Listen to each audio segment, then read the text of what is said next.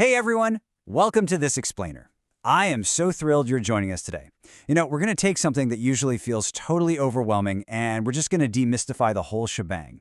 We are breaking down the complex, sometimes scary world of personal finance into a completely manageable, empowering, and highly structured process. Okay, let's dive right into this. So, how will you actually finance your life? Man, it's a massive question, isn't it? But here's the thing. At its core, financial planning really isn't about some secret Wall Street math. Not at all. It is literally just the deliberate process of figuring out exactly where you are today, determining where you want to be tomorrow, and then drawing the map to get there. It's all about taking control. Okay, here is our roadmap for today. Number 1, your personal financial context. 2, the big economic picture. 3, the financial planning process. And finally, number 4, choosing a financial advisor. Let's get to it. All right, kicking things off with Section 1, your personal financial context. These are the micro factors. You see, financial planning absolutely does not happen in a vacuum. It is deeply, fundamentally rooted in your own specific life circumstances. Like, let's take 2 college students, Brian and Tomika. Brian, well, he wants to be a fire protection engineer. He highly values job security and really wants to start a family soon. Tomika, on the other hand, is going into medical tech. She's carrying $40,000 in student loans, and she wants to hold off on having a family until her career is fully established. Their family structure, their health needs, their career choices, and their age completely shape their financial goals. Brian's risk tolerance is probably going to be lower because he wants to provide for a family sooner, while Tomika's immediate focus literally has to be on crushing that student debt. It's actually fascinating how our financial realities shift over time. Think about the journey from young adulthood all the way through to retirement. When you're young, you generally have pretty much zero assets, but your willingness to take risks, it's sky high because you have plenty of time to recover if things go south. But fast forward to retirement, your asset base is literally all you have to live on. Your ability to take a financial hit might technically be high if you've saved a ton of money over the years, but your willingness to actually risk it, that plummets. Recognizing exactly where you are in this life stage journey changes absolutely everything about how you manage your money. Moving right along to Section 2, the big economic picture. These are the macro factors. Because look, no matter how rock solid your personal microplan is, you still have to sail that ship through the totally unpredictable storms of the broader economy. Let's bust some jargon right here. Gross domestic product, or GDP. We hear it on the news all the time, right?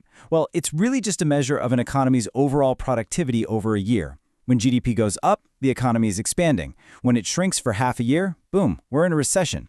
These business cycles are just inevitable, and they directly impact the job market, which ultimately dictates whether you can actually sell your labor and exactly how much you'll get for it. And that brings us to the actual value of your money, which is dictated by 2 vital, totally opposing forces, inflation and deflation. Let's say you're holding a $20 bill. Under inflation, prices go up, meaning the purchasing power of your $20 drops. It simply buys less than it used to. Under deflation, prices actually fall, so that exact same $20 suddenly buys way more. Understanding this is absolutely crucial because it tells you what your hard-earned savings will actually be worth in the real world, say 10 years from now. To really ground this concept, just picture a standard basket of groceries. This is literally how the government tracks inflation, using what's called the Consumer Price Index, or CPI. They measure the average price of a standard basket of everyday goods over time. If that basket costs more this year than it did last year, well, inflation is eating into your purchasing power. Your financial plan has to account for the harsh reality that the dollars you're saving today just aren't going to buy as much in the future. Okay, Section 3, the financial planning process. This is your actionable blueprint. All right, we've looked at the massive macro stuff we can't control, so let's zoom back in to what we absolutely can control. This right here is the engine of your financial life. And notice it's a continuous loop. You define your goals, you assess your situation, evaluate your choices, make a choice, and then, and honestly, this is the most important part, you assess the results and redefine your goals. Personal finance is definitely not a one-time set-it-and-forget-it checklist. No way. It's a lifelong, highly flexible process of constantly adjusting to those micro-life changes and those macroeconomic shifts we were just talking about. So step 1 of that loop, it means taking your wishful thinking and turning it into SMART goals. SMART, specific, measurable, attainable, realistic, and timely. Like, if you want to retire on a sailboat, hey, that's awesome. But to make it an actual plan, it needs to hit all those SMART criteria. You got to map out short-term goals, like finally paying off that credit card, intermediate goals, like saving up for a down payment on a house, and long-term goals, like building a solid retirement fund. Let's see how this plays out in a real scenario. Take Alice's current situation. She lists out her assets right alongside her debts. Super simple, right? But the second she does this, her critical path is instantly revealed.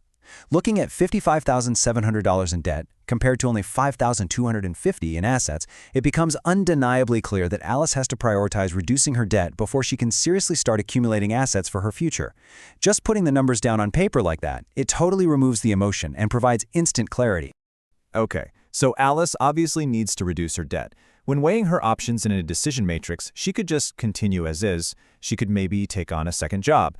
Or, and this is wild, she could take her savings to Vegas, put it all on black, and try to win big.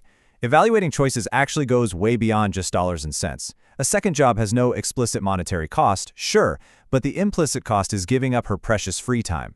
Now think about Vegas. The explicit cost is just airfare and a hotel. And the potential benefit? Huge, eliminating her debt entirely. But we really have to look a bit deeper here. And man, that brings us to the ultimate takeaway from Alice's matrix. Risk itself is a cost. The true hidden danger of that Vegas option isn't just that Alice might lose her pocket money. It's the strategic cost. If she loses in Vegas, she falls even further into debt, which completely eliminates her future alternatives. She'd basically be forced into taking that second job anyway, just to survive. Preserving your ability to make choices in the future is a massive benefit that should absolutely always be weighed in your planning. Finally, Section 4, Choosing a Financial Advisor, Navigating Professional Help. Look, sometimes your plan just gets too complicated. Your assets grow, tax laws change, and it's time to bring in the pros and build a team. But wow, the financial advising landscape is a total alphabet soup. Let's decode it real quick, because not all advisors do the same thing. A CPA is your absolute go-to for tax planning and accounting. A CFP, or Certified Financial Planner, is specifically trained to look at the comprehensive, holistic planning process we literally just went through. And an RIA? They're registered specifically to give advice on managing your investment portfolio. You really have to match their specialized training to the specific gap in your personal plan. But honestly, the single most vital question you got to ask any potential advisor is super simple. How are you compensated? Some advisors get paid flat fees for objective advice. Others get paid commissions when you buy a specific mutual fund or life insurance policy from them. Now, both can be highly ethical, for sure, but you absolutely must know if they are selling you advice or if they're selling you a product. Knowing that distinction ensures your plan actually aligns with your goals and not just their sales quotas. And that just about wraps up our explainer today. We've seen that from your personal health all the way to the nation's GDP, things are absolutely guaranteed to change. So I want to leave you with this final, kind of provocative thought. Life happens. Seriously, look at the financial plan you have right now. Is it just a rigid, dusty document sitting in a drawer? Or is it a living, adaptable strategy that's actually flexible enough to survive the unexpected? Keep refining that plan, keep learning, and as always, thank you so much for joining me today. Catch you next time!